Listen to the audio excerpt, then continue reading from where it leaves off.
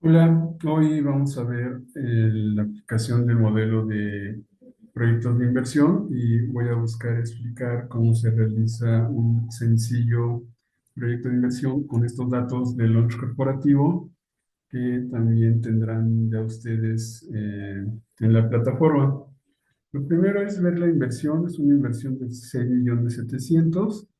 La Digamos, la introducción es que se han reunido dos personas para abrir esta empresa que se dedica a la alimentación, al servicio de alimentación para empresas corporativas llevados al lugar tipo lunch. Imagínense estos food trucks que andan en algunos lugares precisamente donde hay oficinas o industrias.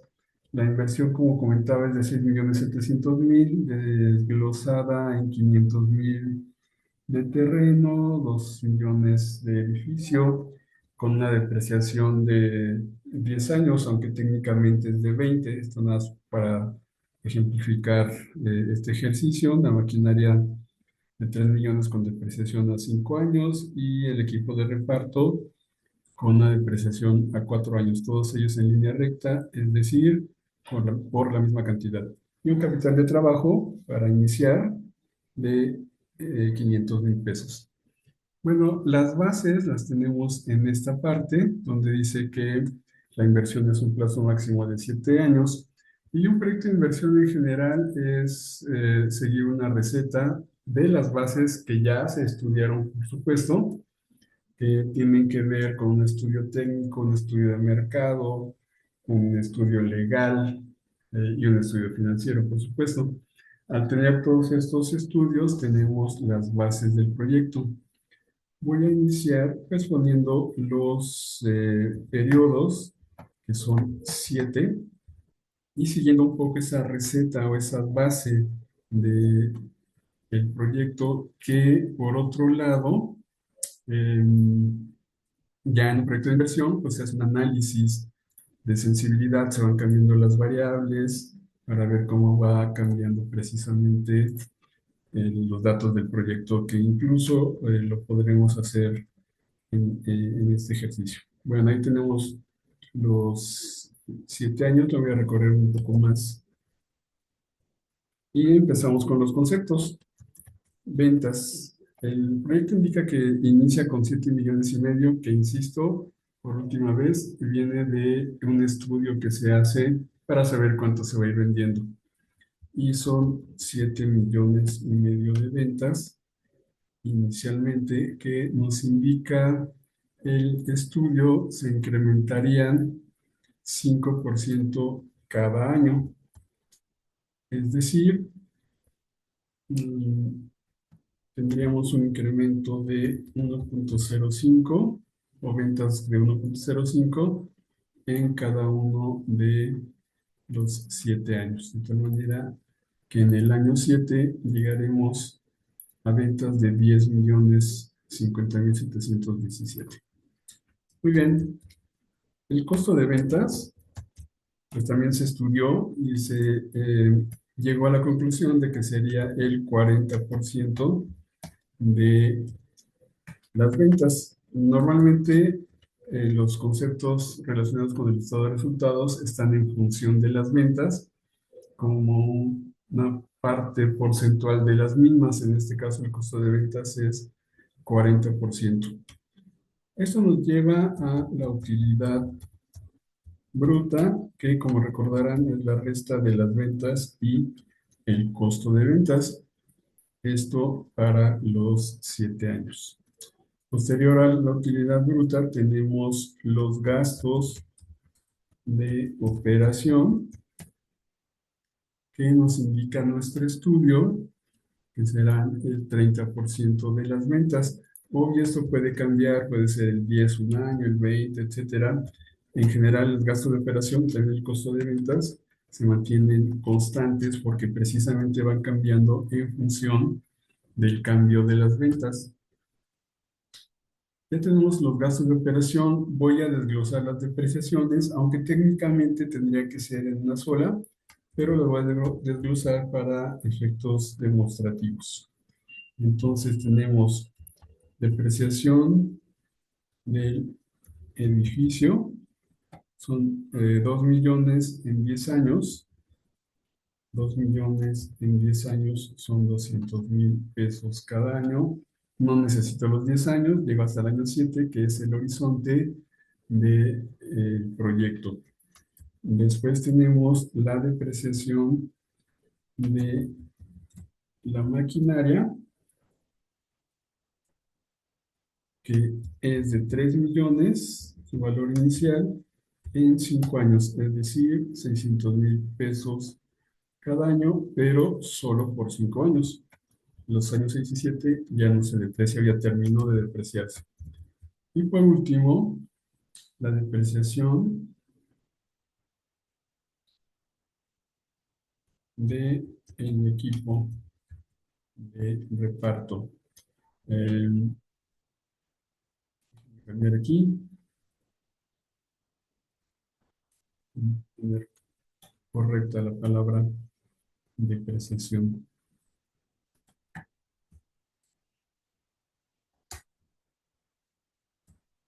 Aquí está. Muy bien. Entonces, el equipo de reparto, decía, son 700,000 pesos en 4 años, es decir, 175,000 por año. Y de igual manera llegamos hasta el año 4, que es cuando termina de depreciarse, y tenemos los siguientes años en cero. Con los gastos de operación y la depreciación ya podemos calcular la utilidad de operación, que es la resta de la utilidad bruta menos los gastos de operación y las depreciaciones. Puedo llevarlo a los 7 años. Después, según mi receta o mis bases, tenemos un crédito que se va a tomar para poder completar la inversión de 3 millones a 5 años con una tasa anual de 12% y pagos semestrales de capital. Para ello voy a hacer una tabla de amortización donde pondremos los 7 años. Tenemos un saldo que es con el que iniciamos, que en este caso son los 3 millones. Tendremos intereses. Bueno, el capital primero que voy a pagar. Tenemos intereses.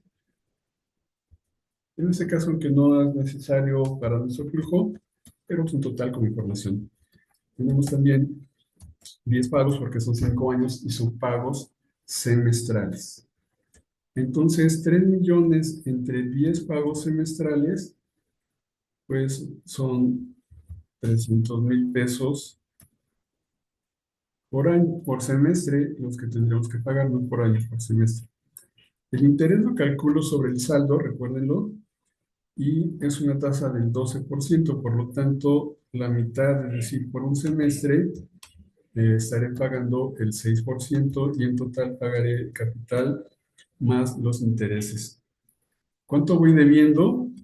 Cada semestre que va pasando, debo el saldo anterior menos los 300 que voy pagando, de tal manera que al final debo 300, que son los que pago.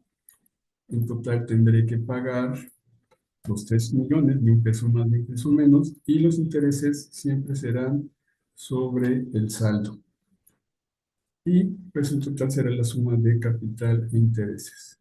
Ahora, como aquí estoy pagando o estoy planeando por año, voy a sumar para este caso los 2 semestres de intereses. Si fueran trimestrales, tendría que sumar los 4 trimestres de intereses, o si fueran mensuales, tendría que sumar los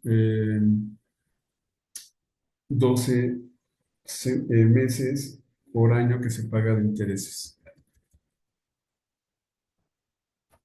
Muy bien.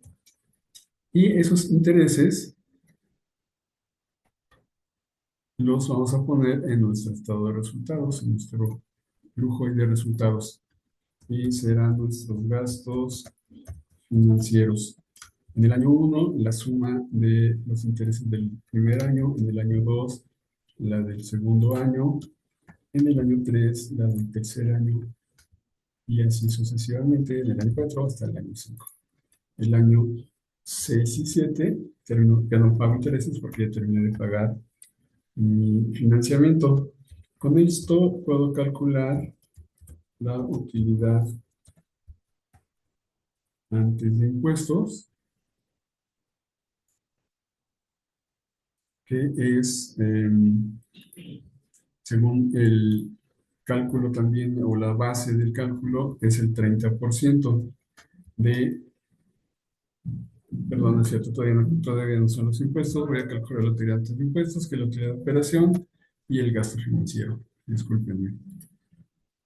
Y tendré la utilidad antes de impuestos. Ahora sí, vamos a calcular los impuestos, que son el 30% de la utilidad antes de impuestos, que básicamente es ISR, y ahí lo tenemos para los 7 años.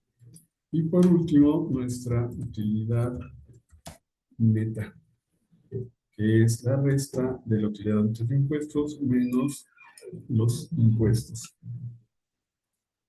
Con esto tenemos ya nuestra utilidad neta, y básicamente tenemos el estado de resultados. El flujo de resultados tiene que ver con la utilidad neta, regresarle las depreciaciones, en este caso de los tres activos, y eso me da el flujo de resultados, que es con lo que trabajaremos la evaluación del proyecto.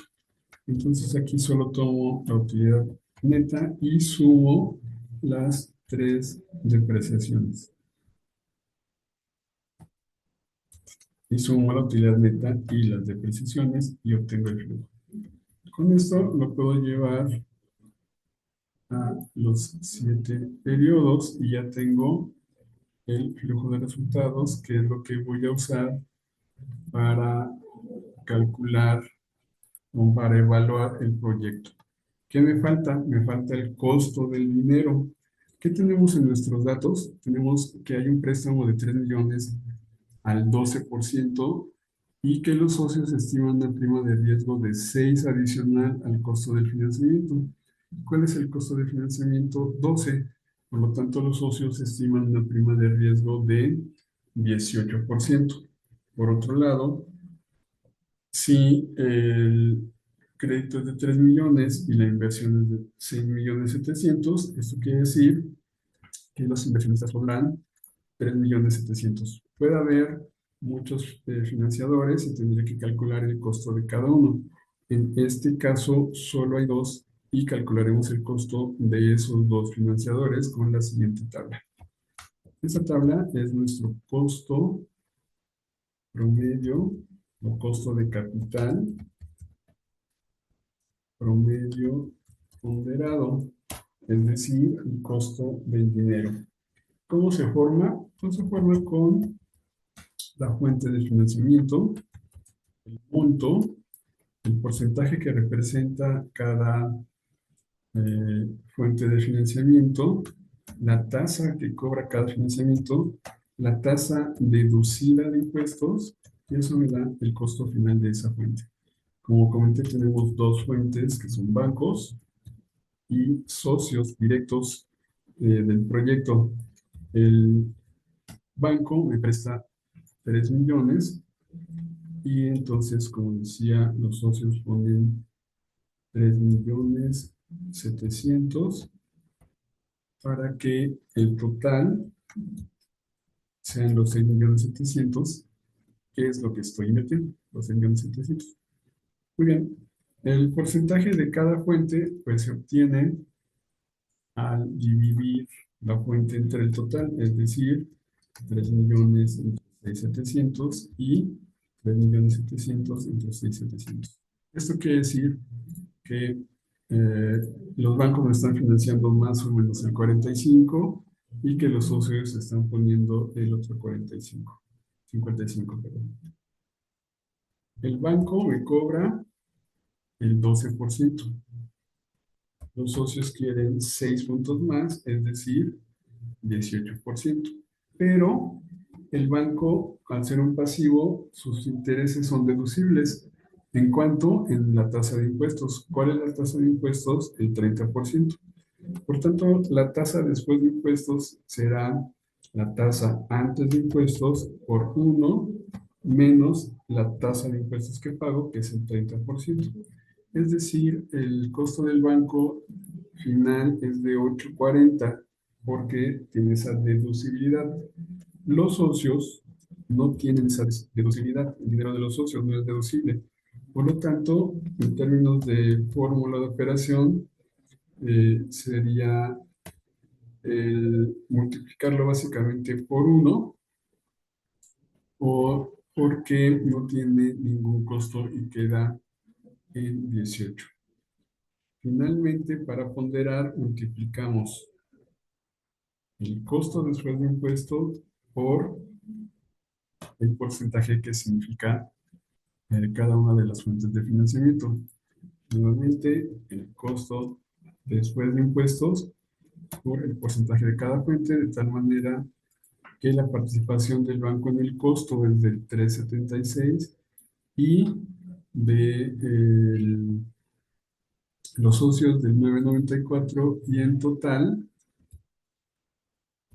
es un costo de 13.70 que va a ser la tasa con la que vamos a evaluar el proyecto de inversión en el método de tasa interna de rendimiento y valor presente. Obviamente aquí la suma de los porcentajes pues debe de ser el 100% del dinero que se está metiendo. Muy bien, ya tenemos el costo del dinero de esta operación y vamos a evaluarlo. Entonces vamos a hacer la evaluación del proyecto de inversión. Tenemos los flujos en el año 0, 1, 2, 3, 4, 5, 6 y 7. Vamos a calcular el payback, que no es otra cosa que cuando recupera el dinero, pero sin tomar en cuenta el valor del dinero en el tiempo, el valor presente neto y la tasa interna de rendimiento. Muy bien, el primer flujo siempre es negativo, que es la inversión, y son esos 6.700.000 para los tres métodos. El flujo 1 es el que encontramos en el flujo de resultados, el 2, el 3, el 4, 5, 6 y 7. ¿Ok? Muy bien. El payback nos dice cuándo recuperamos el dinero. Ya lo había comentado, sin tomar en cuenta el valor del dinero en el tiempo. Por lo tanto, el año 1 recuperamos 1.628.000. Por supuesto que todavía no recupero mi inversión, que es de 6.700.000. Por lo tanto, la sumo con la del año 2, sigo sin recuperarlo. La sumo con el año 3, todavía no la recupero. Y la sumo con el del año 4. Y aquí estoy recuperando en términos de tiempo la inversión, aunque este método lo utilizan algunas franquicias sobre todo. No es muy recomendable porque no toma el valor del dinero en el tiempo, sin embargo me da una idea más o menos de en cuándo podría recuperar el dinero en términos nominales. El valor presente neto, como vieron en las fórmulas, eh, toma en cuenta el flujo del proyecto y lo descuenta, es decir, lo divide entre 1, como matemáticas financieras, es un valor presente neto en interés compuesto, 1 más la tasa o el costo del dinero, siempre es lo que tenemos que usar, y elevado o descontado cada periodo. De tal manera que ese 1.628.000 vale hoy, el año 0, 1.431.000. Fijaré la tasa para no estarla escribiendo cada vez. y copio los siguientes 6 años. De tal manera que el año 7, esos 2 millones valen hoy 883. ¿Qué necesito hacer? Sumar, porque es valor presente neto, todos los valores que ya están en el presente y ver el resultado. En este caso es 1.500.000 y digamos, la regla de la aplicación del valor presente neto es: si es positivo, debería aceptar el proyecto. Y finalmente, el cálculo de la TIR que se hace con los flujos originales del proyecto. La TIR es una interpolación de tasas y lo que hace Excel es esa interpolación precisamente porque aquí habría que despejar de la fórmula de valor presente neto 7 tasas, lo cual no es posible. Entonces Excel hace una interpolación para calcular la tasa a través de la función TIR. Entonces ponemos función TIR, seleccionamos todos los flujos y lo que me devuelve es la tasa de reinversión teórica a la que podríamos volver a invertir los flujos. Y la regla es: si la TIR es mayor que el costo, entonces también debería aceptar el proyecto. Por tanto, este proyecto se acepta por los dos métodos principales, que es valor presente neto y eh, TIR. Y bueno, también el valor del el payback resulta que se recupera en un periodo menor al horizonte. Y nada más comentar que si el valor presente neto es positivo, entonces también se recupera a valor presente antes del periodo. Si quieren, vemos rápido. Payback a valor presente. Tendría la inversión de 6.700. El primer flujo es 1.400.000.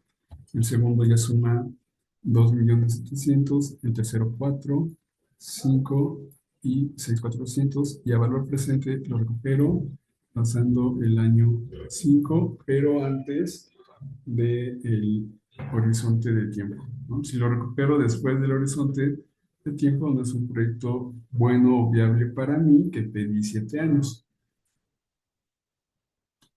Muy bien. Esta sería la evaluación del proyecto. Ahora vamos a calcular el punto de equilibrio en términos de ventas. Para ello necesito los costos fijos totales, que para este caso son básicamente los gastos de operación, las depreciaciones. Podríamos tocar ese tema si es gasto o no, pero vamos a hacerlo para este eh, ejercicio, y los gastos financieros. Voy a bajarlo para poner los años. Y necesitamos el margen bruto o el porcentaje marginal, que es la utilidad bruta entre las ventas, es decir, el margen que deja esta operación es del 60%. Digamos que el costo es el 40%, por lo tanto es el 60% de margen, pero lo calculamos de esta manera. Con estos datos, entonces podemos calcular las ventas o el punto de equilibrio, es decir, el punto de equilibrio en términos de ventas, dividiendo los costos totales entre el margen. Esto me dice que requiero vender 5.945.000 para utilidad de 0 en lugar de 7,5 millones, que es total una utilidad de 653. Entonces, si quiero el punto de equilibrio, o es decir, a partir de donde empiezo a ganar, lo hacemos o lo calculamos de esta forma. Voy a comprobarlo y voy a poner los conceptos de un estado de resultados. De hecho, lo vamos a comprobar con el estado de resultados. Y pondré las ventas que obtuvimos. El costo de ventas sabemos que es el 40%. Sabemos que la utilidad bruta es la resta de las ventas y el costo de ventas. Y los gastos de operación y la depreciación, como es fija, pues se queda en la misma cantidad. Lo que varía es el costo de ventas. Tenemos la nueva utilidad de operación o la utilidad de operación para comprobar estas ventas. Pongamos los gastos financieros que también se mantienen constantes o fijos, por eso los tomamos como fijos, y por lo tanto nuestra utilidad de operación antes de impuestos es de cero. Aunque no es necesario, si pagamos impuestos sobre cero, al 30% es cero, y nuestra utilidad neta también es cero. Teniendo esta pequeña programación, pues podemos correrlo los 7 años y encontramos un punto de equilibrio con utilidad antes de impuestos de cero. ¿Ok? Y por último, vamos a calcular el apalancamiento de esta operación, de este proyecto. Tenemos tres apalancamientos, que es el apalancamiento primero operativo, el apalancamiento financiero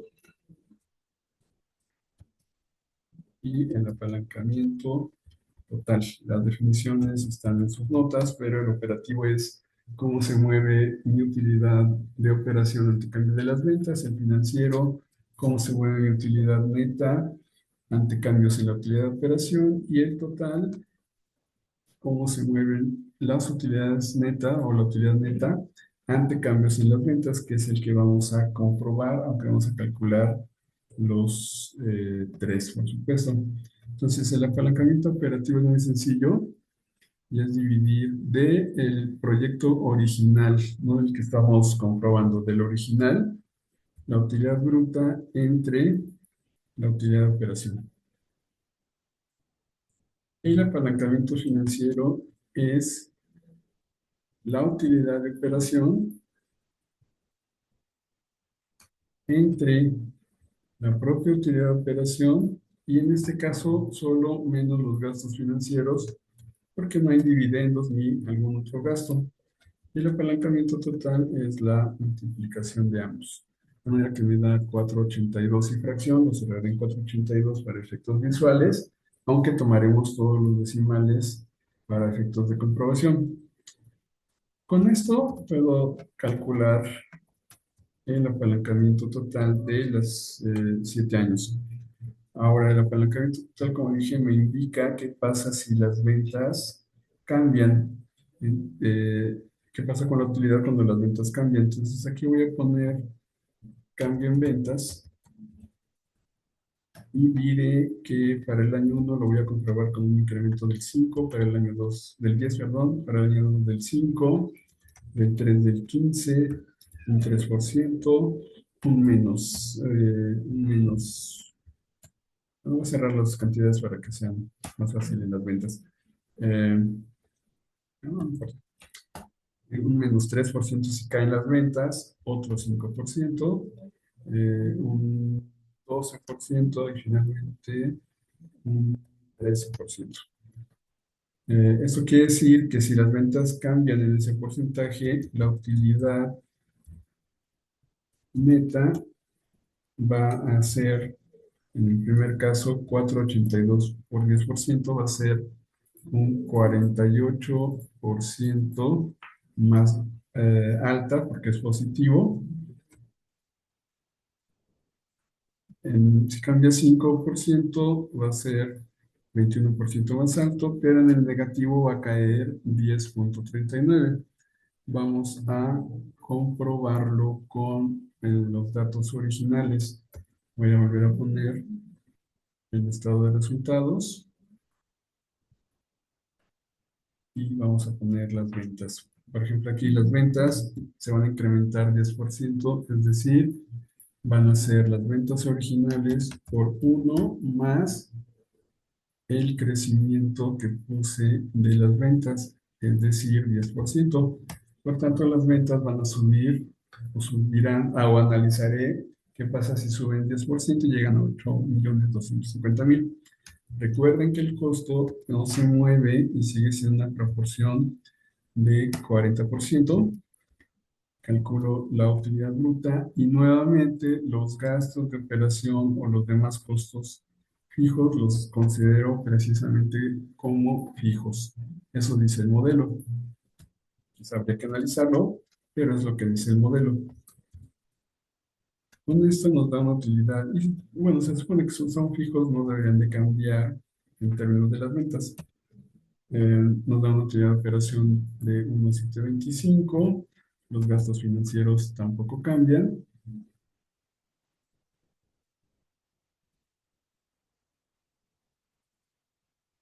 Ahí están.